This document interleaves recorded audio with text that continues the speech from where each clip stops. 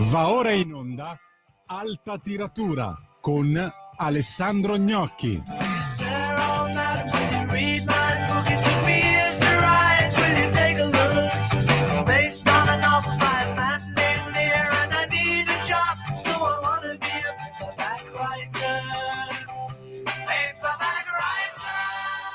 Buonasera Alessandro, a te la linea. Buonasera, benvenuti a Alta Tiratura, io sono Alessandro Gnocchi, questa è Radio Libertà. Partiamo subito, alle mie spalle vedete la mia libreria di casa, sono appena tornato proprio 20 minuti fa dal Festival di Venezia, anzi dalla Mostra del Cinema di Venezia, e credo che orienterò la puntata proprio sugli eventi che sono avvenuti e i film che ho visto e anche i libri che sono stati presentati proprio a Venezia. Perché Venezia, la Mostra del Cinema, è di fatto in questo momento diciamo la manifestazione cinematografica, a parte Oscar e Golden Globe, che però sono due cose diverse, perché è comunque la mostra più importante nel mondo, ha diciamo superato e per certi versi anche surclassato il Festival di Cannes. Questa per ammissione dei francesi, che non è di solito così facile da ottenere, ma l'anno scorso i giornali francesi scrissero che era avvenuto un sorpasso. Bene, quindi abbiamo visto tanti film belli, ma prima di tutto vi voglio parlare di quella che è stata la grande protagonista di questa edizione, ovvero la protesta contro Israele. Ci eravamo lasciati venerdì scorso alla vigilia del corteo che poi ha attraversato tutto il Lido fino ad arrivare davanti al Palazzo del Cinema. È stato un corteo al quale io ho partecipato ovviamente come osservatore, e è stato un corteo veramente indescrivibile, credo, non so come dire, umiliante per la nostra nazione, perché un conto è la protesta e mettere in discussione ciò che Israele sta facendo a Gaza, che è una cosa perfettamente lecita, e un altro conto invece è fare una sfilata dove si prende come principale slogan della manifestazione, si prende uno slogan di Hamas, mai nominata peraltro, e questo slogan è appunto era Venezia sa come bisogna fare, Palestina libera dal fiume Giordano al mare Mediterraneo, solo che lì in mezzo tra il fiume e il mare ci sarebbe uno stato chiamato Israele, che appunto invece Hamas, l'Iran e altri stati non molto raccomandabili vorrebbero cancellare, cioè non riconoscono e vorrebbero cancellarlo dalla cartina geografica, come del resto si vede nei libri di scuola che vengono affidati ai bambini di questi luoghi, dove non c'è Israele. Comunque, una manifestazione di questo tipo, con una vasta partecipazione, c'erano circa 5.000 persone, che non sono affatto poche, soprattutto poi a Venezia, che è una città difficile, ma insomma 5.000 persone che inconsapevolmente, io credo molte, si mettono a rimorchio, al servizio, a fare gli utili idioti di un'associazione terroristica, francamente, che come è Hamas, francamente mi sembra incredibile. E questo, scusate, questo è il gatto che ha manie vedete che ha manie di protagonismo, no, dicevo appunto della manifestazione. Poi ci sono stati giorni di protesta normale, diciamo, chiamiamola così, cioè un appello di qua, un appello di là, e anche qui sono venute fuori delle magagne non da ridere. Ad esempio il primo giorno è stato fatto un appello firmato da 1.500 persone con dei nomi anche noti, salvo che poi è saltato fuori che l'appello era truffaldino, perché non veniva detto a queste persone che firmavano che lo scopo dell'appello medesimo era escludere Gal Gadot, che è una bellissima attrice israeliana, dal tappeto rosso. Gal Gadot ha fatto sapere che non sarebbe venuta e fine. Però insomma è una cosa è stato estremamente avvilente vedere poi tutti questi che hanno firmato per fretta di essere conformisti tornare sui loro passi e dissociarsi da un appello che non avrebbero neanche dovuto firmare. Magari un po' più di attenzione si potrebbe fare, insomma, in questi casi. Poi c'è stato, diciamo, la proiezione del film The Voice of Fint Rajad, che è un film tunisino però ambientato a Gaza, racconta la storia vera di una bambina di 6 anni che cerca di fuggire insieme alla famiglia da Gaza City, ma viene bloccata dai carri armati israeliani. I carri armati israeliani uccidono, sparano sulla macchina, uccidono praticamente tutta la famiglia tranne la bambina, che trova un telefono, riesce a chiamare uno zio in Germania, che chiama a sua volta un centro d'aiuto della Mezzaluna Rossa, cioè della Croce Rossa Islamica, qui in questo modo cioè, tutto il film è basato sul fatto che la Mezzaluna vuole mandare una ambulanza a salvare la bambina, ma non riesce a farlo perché ci vuole una serie di autorizzazioni incredibili, bisogna fare un giro incredibile per avere un percorso sicuro che l'ambulanza possa percorrere senza prendersi una cannonata. Questa autorizzazione arriva dopo ore, però la cannonata parte lo stesso. Il film ha fatto molto discutere anche perché le telefonate della bambina che noi sentiamo durante il film sono quelle autentiche. Questo, diciamo, è in parte anche dovuto al fatto che la regista tunisina è un'esperta di documentari e questo film ha un taglio documentaristico. Quindi diciamo che è un film che secondo me, diciamo, questo sì fa un buon servizio alla causa di Gaza, dei palestinesi, perché, come dire, non ci sono pagine programmatiche, non ci sono momenti di, come dire, non ci sono appelli, non ci sono, è una storia nuda e cruda, terrificante,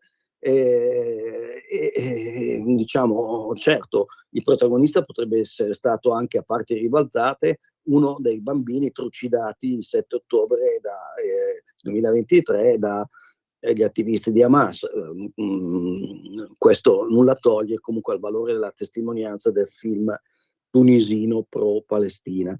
Quello che invece non mi è assolutamente piaciuto è, come dire, la conferenza stampa con la quale è stato presentato questo film che domani vincerà la mostra del cinema, ha preso 24 minuti di applausi in sala.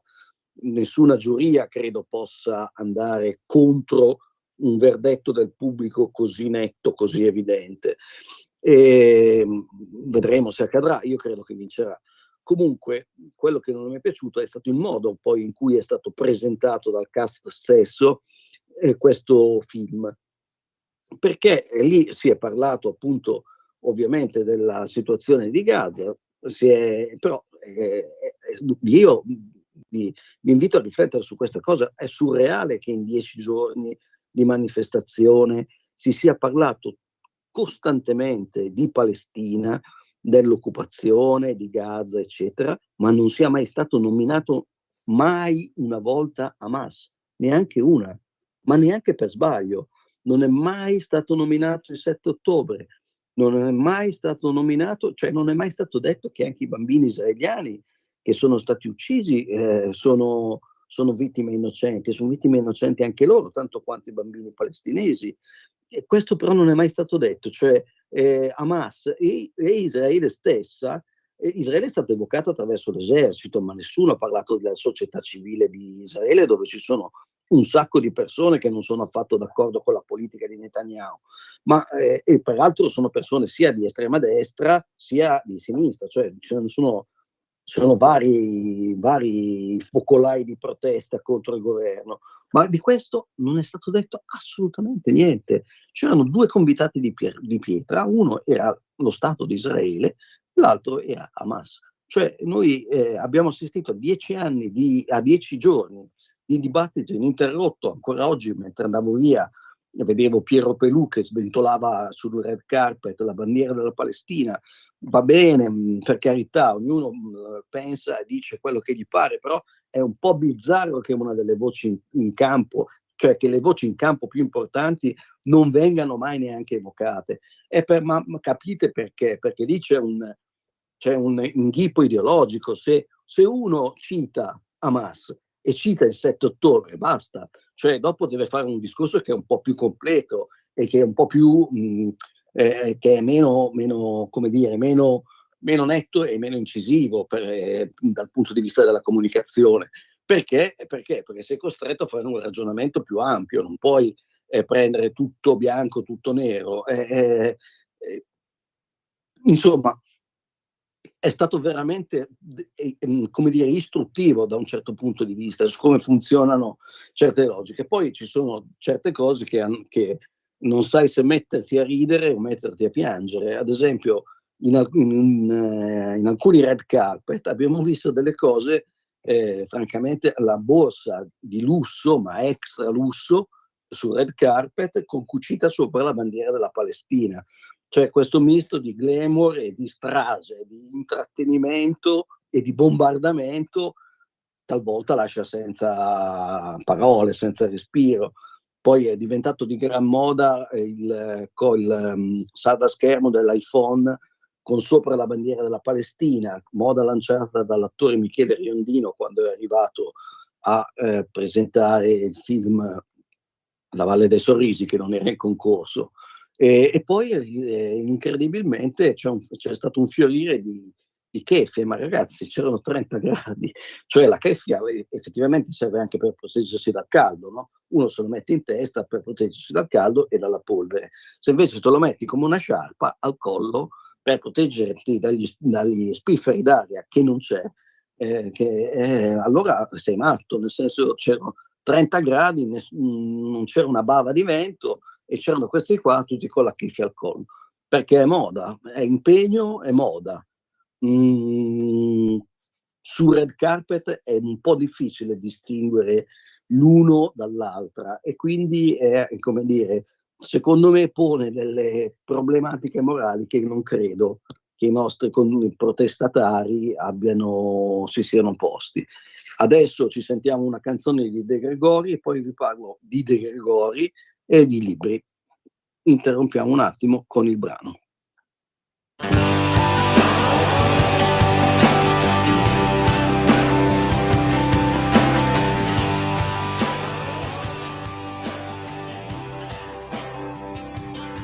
Era il vestito del violinista e vedevamo sventolare il giorno che passò la guerra sulle rovine della cattedrale, dietro le ombre la polvere, fino al sonno e alla fame, fino all'albergo dei poveri, sull'asfalto del Catrame.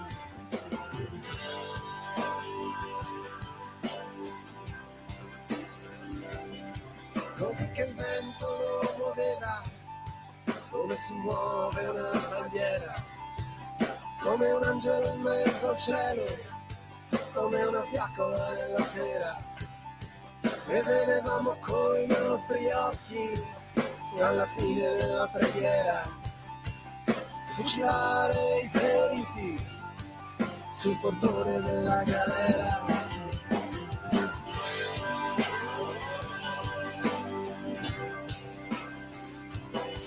Era quello l'unico suono, e da quel suono marciavamo nell'acqua nera delle risaie, in mezzo ai campi senza più grano, dove il vestito del violinista stava seduto a aspettare che ritornassero i prigionieri come onde dal mare.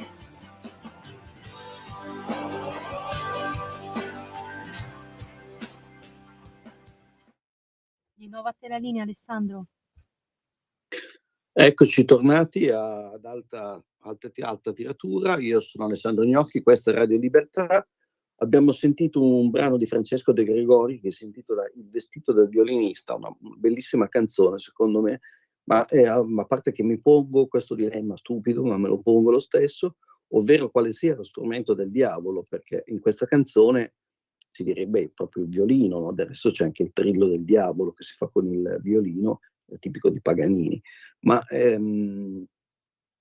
però anche la chitarra, perché comunque i bluesmen appunto facevano i grandi bluesmen come Robert Johnson, il primo, forse il più grande, e tutto era basato su un patto con il diavolo. Tu diavolo mi dai il talento artistico per suonare la chitarra e io farò in modo di venerarti. Beh, sciocchezza a parte, veniamo a De Gregori. Perché De Gregori? Perché tra l'ultimo evento, diciamo, della Mostra del Cinema è stato un film documentario su Francesco De Gregori. In realtà si tratta di un vero e proprio concerto, in sostanza. Le parti nel backstage sono limitatissime, lui non parla mai di se stesso, parla delle sue canzoni ogni tanto, e diciamo la testimonianza personale più ridicola, però, cioè più divertente, però anche un po' vacua ovviamente, è di Luciano Ligabue, che ci fa sapere che De Gregori è un grande cuoco e fa una cacio e pepe memorabile e dei salti in bocca alla romana ottimi, cosa che avevo peraltro già sentito da altre persone che sono state a tavola a casa di De Gregori. Comunque, questo film si chiama Never Green, lo potete vedere per 6 giorni in sala, dall'11 al 17 di settembre, e poi andrà su qualche servizio in streaming. Non ho, francamente, dal comunicato stampa non si capisce quale. Comunque, non importa, perché vi voglio parlare di questo. L'idea alla base sarebbe quello di far sentire delle canzoni del canone che non sono entrate nel canone di De Gregori, cioè delle canzoni meno famose del solito, cioè di quelle della Donna Cannone, per dire, che è nota a chiunque. C'è un momento in cui sul palco, tra una canzone e l'altra, durante questo concerto che è stato registrato al Teatro Out of di Milano, c'è De Gregori che dice: ma a me è sempre piaciuta la storia e mi piace raccontare la storia degli italiani, ma anche di quelli, diciamo, gli umiliati, gli sconfitti e così via. Effettivamente, se voi prendete le canzoni di De André, esce una piccola storia d'Italia che si concentra soprattutto, prevalentemente, sugli anni della guerra civile, cioè dal 1943 al 1945. E ci sono un po' di motivi per cui si concentra su questi anni e lo fa in modo, come dire, estremamente, cioè, attento, diciamo, alle storie di chi è stato sconfitto, senza rivalutare ovviamente il fascismo, ma un'attenzione alle storie personali di chi ha perso, di chi è andato a combattere magari in buona fede e dalla parte sbagliata però. In questo film vediamo una canzone che è una canzone in realtà del folklore friulano, si intitola Stelutis Alpinis, tradotta in Stelle Alpine, è una specie di Bella Ciao, però come sappiamo Bella Ciao non fu mai cantata durante la Resistenza, questa invece sì, e la canta insieme con Elisa, che è friulana, di Udine, e è inevitabile, la storia appunto un po' come Bella Ciao, c'è un partigiano o comunque uno che ha combattuto sepolto sotto le stelle alpine, o comunque vicino alle stelle alpine. Bene, forse non tutti sanno, vale la pena ricordarlo, che lo zio di Francesco De Gregori, che si chiamava Francesco De Gregori, come lui, è stato il capo, con il nome di Bolla, della formazione partigiana nota come Brigata Osoppo. Era una formazione che stava in Friuli, sulle montagne del Friuli, e è famosa perché fu massacrata da altri partigiani italiani che erano i comunisti, guidati dal capo che si chiamava Giacca, come soprannome di battaglia, e che avevano come nemici i fascisti, ma avevano come amici non gli italiani, bensì gli jugoslavi titini. E quindi questi partigiani rossi, desiderosi di sgombrare il terreno per un'eventuale avanzata jugoslava in Italia, sterminarono la brigata Osoppo e morì proprio anche Bolla. Peraltro faceva parte di questa brigata e morì in maniera eroica anche il fratello di Pierpaolo Pasolini, Guidalberto Pasolini. Se voi andate a Casarsa, che è la città appunto dei Pasolini, cioè dei Pasolini, è la città della madre di Pasolini, voi vedete tante cose che si chiamano Pasolini, ma non è Pierpaolo, è suo fratello Guidalberto, che morì eroicamente perché poteva sottrarsi alla strage, ma perché era a valle, e decise invece di salire, cioè invece di scappare, gli dissero torna indietro perché ti ammazzano da sopra, ma lui, sentendo gli spari e volendo aiutare i suoi compagni, salì e venne poi effettivamente ucciso. E poi c'è una canzone che è Il cuoco di Salò, che è il cuoco che si trova per caso a cucinare per l'esercito dei repubblichini e che si domanda per chi dovrà cucinare la prossima volta, cioè quale sarà il prossimo vincitore. È una specie di italiano della zona grigia, come la chiamava Renzo De Felice, cioè quelli che non avevano preso una parte netta nella contrapposizione tra appunto reduci del fascismo e partigiani. Era una specie di zona di mezzo che aspettava la fine della guerra.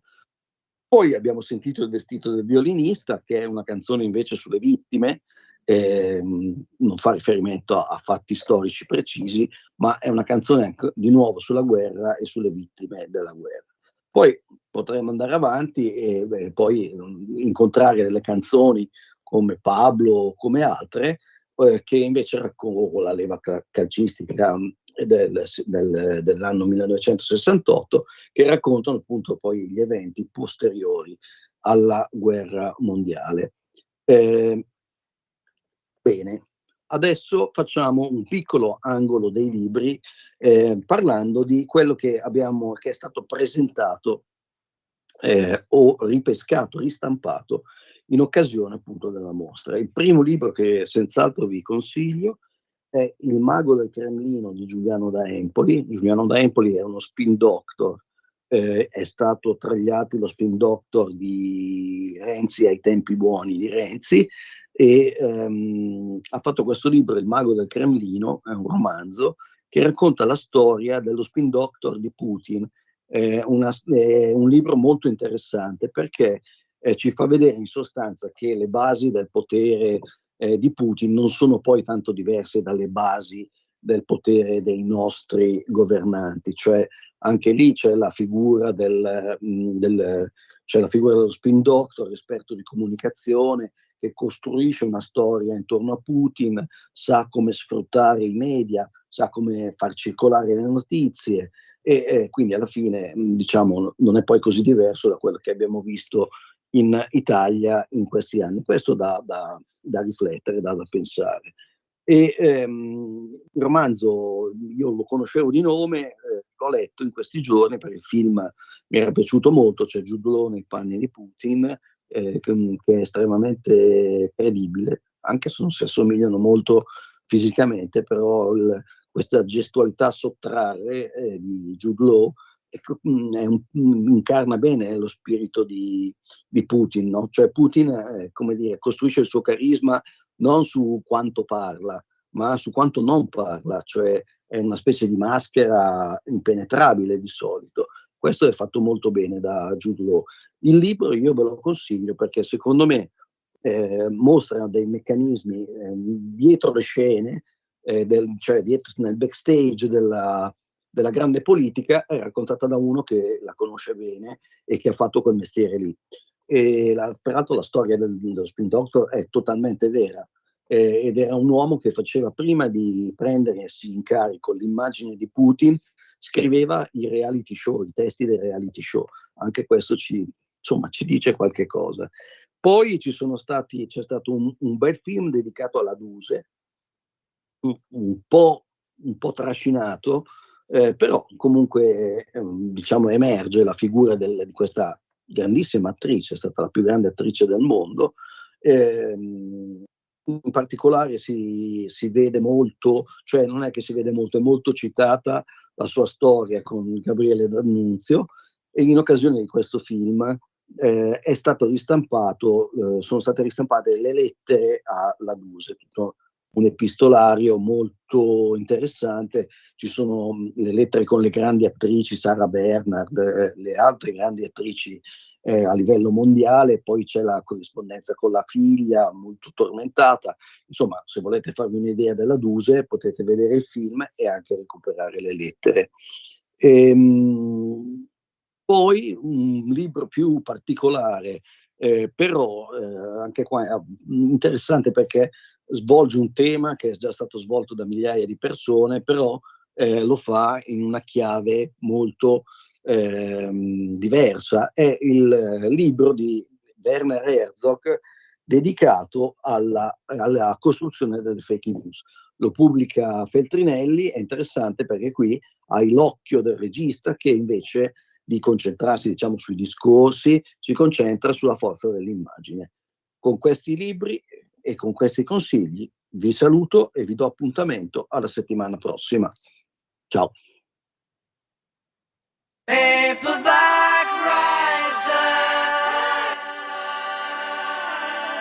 Avete ascoltato Alta Tiratura.